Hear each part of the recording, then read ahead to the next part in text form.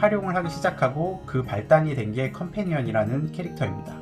제가 처음에 보여드린 해골같이 생긴 그게 컴패니언이라는 캐릭터고요.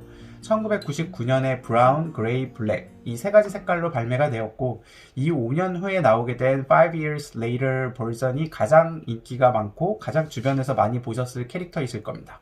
젊은 시절 카오스는 거대 자본주의 시장의 상징인 디즈니를 비판적인 시각으로 바라보고 대표적인 캐릭터인 미키마우스를 표적으로 죽은 미키마우스, 즉 해골 캐릭터로 형상화시켜서 머리에 뼈다귀가 교차하는 크로스링킹 본즈, 그리고 시그니처인 XX를 눈과 손에 표시를 해서 만든 캐릭터입니다. 이후에는 BFF, Best Friends Forever라고 새로운 세대에 어필을 하기 위해서 조금 더 털 달린 캐릭터를 만들어냈었죠. 앞에 거는 이제 컴패니언이라고 동반자를 의미하는 거고, 뒤에는 이제 친구를 의미하는 현대 사회에 있어서의 옆에 두면서 위로가 될 만한 캐릭터들을 만들어내게 된 거죠. 이 BFF는 핑크, 블랙, 블루 이렇게 세 가지 색깔로 나오게 되는데 처음에는 인기가 좀 없었지만 디올이랑 협업을 하게 되면서 핑크 색깔이 현재는 가장 인기가 있는 중이고요. 카오스는 곳곳의 문화와 언어는 각각 다르지만 캐릭터가 가진 보편적이고 대중적인 이미지는 경계가 없이 쉽게 받아들여질 수 있기 때문에 이러한 캐릭터를 차용해서 썼다고 이야기를 합니다. 이러한 캐릭터를 통해서 이 시대에 공감을 일으킬 만한 행동들을 형상화한 아트 토이를 만들어냈다라는 거죠. 그리고 이후에는 아트는 갤러리 미술관에서만 보는 게 아니라 대중과의 살아 숨쉬며 소통하는 대화가 중요하다라고 해서 미술관이 아닌 자유로운 공간에서 그 모습을 보여주게 됩니다.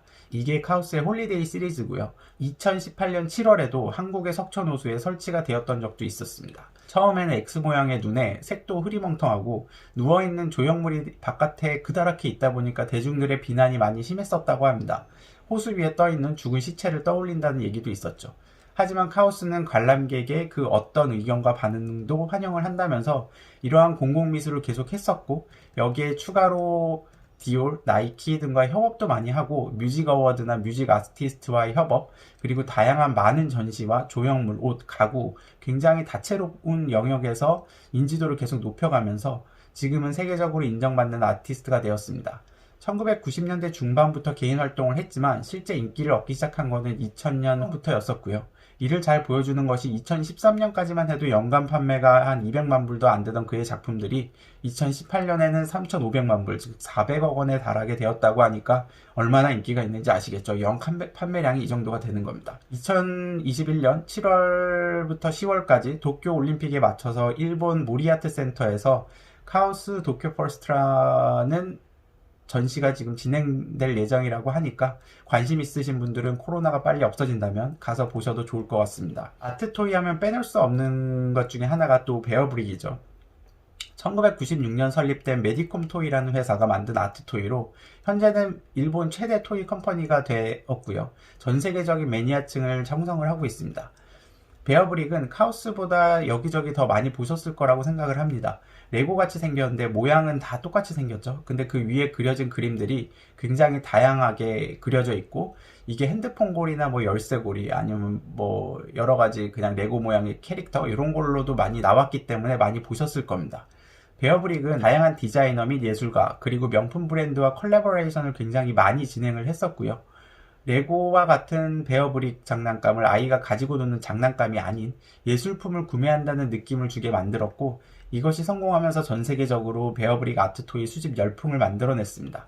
성인이 본인의 개성이 담긴 장난감으로 산다는 동기부여에 수집용 상품을 모아서 전시해준다는 느낌을 가지게 했고 무엇보다 베어브릭을 한정 판매로 판매를 해서 그 희소성을 높여왔던 겁니다. 베어브릭은 스페셜 에디션을 제외하고는 1년에 2번 24개의 정기 시리즈만을 발매를 하고 있고요. 이때 사지 못하면 경매나 중고거래를 통해서만 구매가 가능하다는 거죠. 이 정기 시리즈는 모두 랜덤으로 구매를 할 수 있으며 포장을 뜯고 나서야 그 디자인이 어떤 베어브릭인지 알 수 있게 됩니다. 독특한 건 이 24개가 모두 같은 확률로 판매가 되는 게 아니라 희귀한 제품들이 들어있는 걸 사려면 더 비싼 가격을 지불해야 한다는 거죠. 그래서 비싼 거는 수십만 원을 내고 사야 한다라고 하더라고요. 그 비싼 거를 사야 희귀한 제품이 들어있을 확률이 높다라는 겁니다. 이제는 주변에서 쉽게 보시던 장난감들이 조금씩 다르게 보이시기 시작을 하시죠. 아트토이만의 묘한 매력이 있기 때문에 개성이 강한 뮤지션이나 연예인들이 아트토이를 좋아한다라고 공공연하게 이야기를 하고 다니고 본인들의 뮤직비디오나 방송에 같이 내보내고 있는 중입니다. GD의 뮤직비디오에 샤넬 수석 디자이너 칼 가러펠트가 디자인한 샤넬 베어브릭과 카우스가 등장을 하는 게 그 예가 되겠네요. 최근에는 아트토이만을 위한 페어 박람회가 많이 열리고 있는 중이고요. 그중 유명한 게 중국에서 2010년대 중반부터 열리기 시작한 베이징 토이쇼랑 샹하이 토이쇼가 있으니 관심 있는 분들은 찾아서 보시면 좋을 것 같습니다. 아트토이는 1941년 마르셀 디샹이 자신의 작품들을 언제든 볼 수 있게 미니어처로 만들어서 가지고 다니면서 보겠다라고 해서 제작한 박스 이너 벨리스 여행용 가방 상자를 개념으로 시작을 해서 후에 복제하여서 공장에서 찍어내서 만들어내는 상품을 예술화시킨 1960년대 앤디 월의 영향을 이어받고 1995년에 소형화, 대량화를 시켜서 아트토이를 본격적으로 인기 있게 만들었던 한 명의 아트토이계의 거장인 제프 쿤스를 통해서 발전해 왔었습니다.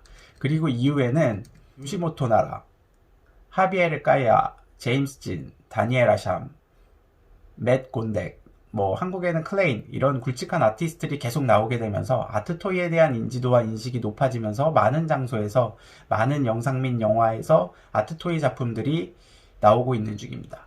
정확하게 제목은 기억이 잘 안 나는데 어떤 영화에서는 제프 쿤스의 레빗을 풍선을 이용해서 훔치는가 하면은 DH 아너힐스라고 개포 3단지가 재건축되어서 만들어진 아파트 내에 스카이 라운지에는 제프 쿤스의 작품이 하나 전시되어 있기도 하죠. 아까 말씀드렸던 인천 영종도의 파라다이스 시티 호텔에 가면 카우스의 작품을 볼 수 있으시고요.